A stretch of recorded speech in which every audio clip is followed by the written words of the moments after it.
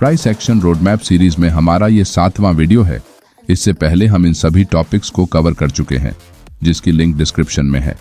इसलिए आज हम उसी रोडमैप को फॉलो करते हुए बेसिक प्राइस एक्शन में कैंडलस्टिक पैटर्न के अंतर्गत Dragonfly doji, gravestone doji, hanging man और लॉन्ग विक कैंडलस्टिक में सबसे आखिर में निफ्टी 50 के 22 फरवरी के एक्सपायरी डे को डिटेल में समझेंगे।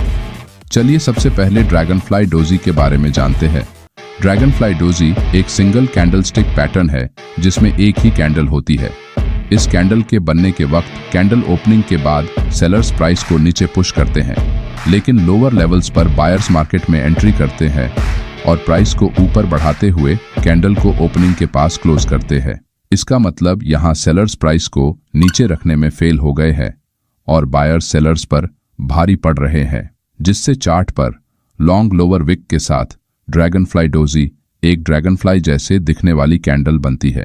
इस कैंडल में कैंडल बॉडी ना के बराबर होती है और लोअर विक कैंडल बॉडी से बहुत ज्यादा लंबी होती है। ड्रैगनफ्लाई डोजी कैंडल मार्केट में लोअर लेवल्स से आने वाले रिजेक्शन को दर्शाती है। साथ ही इस कैंडल का कलर मैटर नहीं करता है, ये कैंडल रेड या फिर ग्रीन दोनों कलर की हो सकती है। इस कैंडल में कभी कभी एक छोटी अपर विक भी होती है। अब एग्जाम्पल को देखते हैं। ये बैंक निफ्टी का 19 फरवरी का 5 मिनट टाइम फ्रेम का चार्ट है। मार्केट ओपन होते ही प्राइस लोअर लेवल से रिजेक्शन फेस करते हुए चार्ट पर लॉन्ग विक कैंडल बनाती है, जिसे हम ड्रैगनफ्लाई डोजी कैंडल कहते हैं, जो कि एक बुलिश रिवर्सल का सिग्नल देती है। इसका मतलब इस लेवल पर मार्केट एक सपोर्ट बनाने की कोशिश कर रहा है, इसलिए यहाँ पर बायर्स बार बार प्राइस को ऊपर उठाने की कोशिश कर रहे हैं, जिससे चार्ट पर प्राइस कुछ देर तक एक ही रेंज में ट्रेड कर रही है। यहाँ सेलर्स के फेल हो जाने से मार्केट में बाइंग प्रेशर बढ़ता है और प्राइस एक स्ट्रॉन्ग ग्रीन कैंडल के साथ इस रेंज को ब्रेक करते हुए ऊपर निकल जाती है। ड्रैगनफ्लाई डोजी कैंडल के बाद अगर एक ग्रीन बुलिश कैंडल बनती है तो आप सपोर्ट एरिया के नीचे अपना स्टॉप लॉस लगाकर लॉन्ग ट्रेड एंट्री कर सकते हैं। ड्रैगनफ्लाई डोजी कैंडल अगर एक स्ट्रॉन्ग सपोर्ट एरिया के पास बनती है तभी मार्केट के रिवर्सल के चांसेस बढ़ते हैं। चलिए अब ग्रेवस्टोन डोजी को समझते हैं। ग्रेवस्टोन डोजी ये भी एक सिंगल कैंडलस्टिक पैटर्न होता है। बायर्स एक स्ट्रॉन्ग बुलिश सेंटीमेंट के साथ प्राइस को ऊपर उठाते हैं, जिससे चार्ट पर स्ट्रॉन्ग ग्रीन बुलिश कैंडल बनने लगती है। मगर हायर लेवल्स पर सेलर्स मार्केट में एंट्री करते हैं और प्राइस को नीचे पुश करते हुए कैंडल को अपने ओपनिंग के पास क्लोज करा देते हैं, जिससे चार्ट पर एक लॉन्ग अपर विक के साथ एक स्मॉल बॉडी कैंडल बनती है, जिसे हम ग्रेवस्टोन डोजी कैंडल कहते हैं। इस कैंडल में कैंडल विक के मुकाबले कैंडल बॉडी बहुत ही छोटी होती है। यहाँ बायर्स की ताकत कम होने से सेलर्स उन पर भारी पड़ते हैं और प्राइस को ऊपर से नीचे ले आते हैं। ग्रेवस्टोन डोजी कैंडल एक बेरिश रिवर्सल के सिग्नल के रूप में काम करती है। अब एग्जांपल्स को देखते हैं। ये बैंक निफ्टी का 22 फरवरी का 3 मिनट टाइम फ्रेम का चार्ट है, जहां मार्केट ओपनिंग के बाद प्राइस थोड़ी देर नीचे जाती है, मगर लोअर लेवल से थोड़ा सपोर्ट लेकर ऊपर की तरफ बढ़ती है, मगर अपने डे हाई को ब्रेक नहीं कर पाती है और डे हाई से रिजेक्शन फेस करते हुए चार्ट पर लॉन्ग अपर विक के साथ एक ग्रेवस्टोन डोजी कैंडल बनाते हुए नीचे आती है। यहाँ बायर्स लोअर लेवल से प्राइस को ऊपर उठाने की कोशिश तो करते हैं, मगर लो बाइंग प्रेशर के कारण अपने डे हाई को ब्रेक करने में फेल हो जाते हैं। इसका मतलब यहाँ डे हाई लेवल मार्केट में एक स्ट्रॉन्ग रिजेक्शन की लेवल की तरह काम कर रहा है। कुछ देर बाद प्राइस डे स्विंग लो को एक स्ट्रॉन्ग बेरिश कैंडल के साथ ब्रेक करते हुए तेजी से नीचे चली जाती है। चलिए अब हैंगिंग मैन कैंडल के बारे में जानते हैं।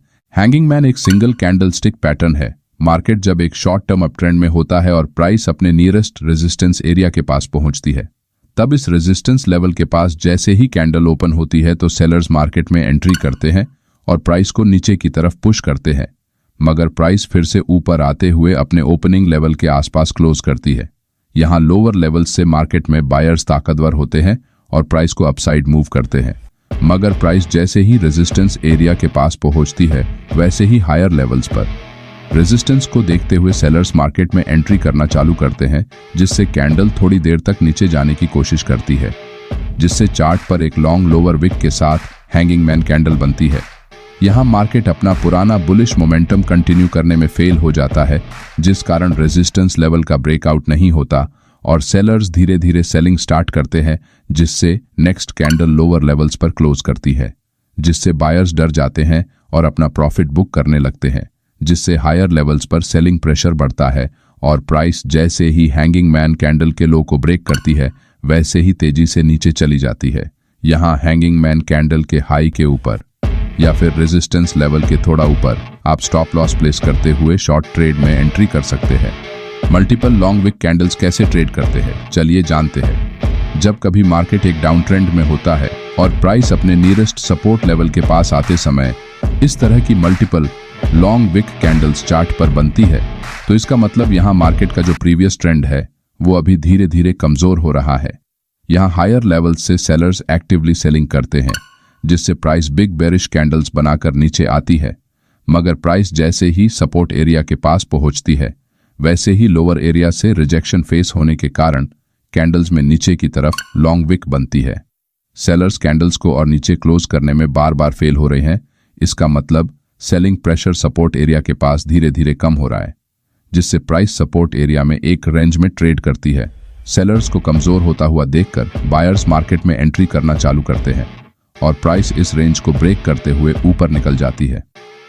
उदाहरण के तौर पर अगर हम निफ्टी 50 का 22 फरवरी के एक्सपायरी डे का 5 मिनट टाइम फ्रेम का चार्ट देखेंगे तो यहाँ प्राइस दिन के शुरुआत में बिग बेरिश रेड कैंडल्स को बनाते हुए नीचे जाती है, लेकिन 10 बजे के बाद मार्केट में कैंडल्स का साइज छोटा होता जाता है और कैंडल्स में नीचे की तरफ लॉन्ग विक बनने लगती है। इसका मतलब यहाँ से सेलर्स की ताकत मार्केट में कम होती जा रही है, जिससे प्राइस एक ही रेंज में ट्रेड करते हुए चार्ट पर सपोर्ट एरिया बनाती है। मार्केट में शुरुआती समय में जो मोमेंटम था वो अभी कम हुआ है। साथ ही इस दिन निफ्टी 50 में वीकली ऑप्शंस की एक्सपायरी भी होती है, जिससे जो सेलर्स हायर लेवल्स पर सेलिंग करके बैठे हैं उनके पुट ऑप्शंस के प्रीमियम इस मोमेंटम के कारण तेजी से बढ़े होंगे। लेकिन मार्केट की स्पीड जैसे ही इस सपोर्ट एरिया के पास आने से धीमी होती है, थीटा डिके के कारण उनके पुट ऑप्शंस के प्रीमियम तेजी से कम होने लगते हैं, जिस कारण उनका प्रॉफिट कम होता जाता है।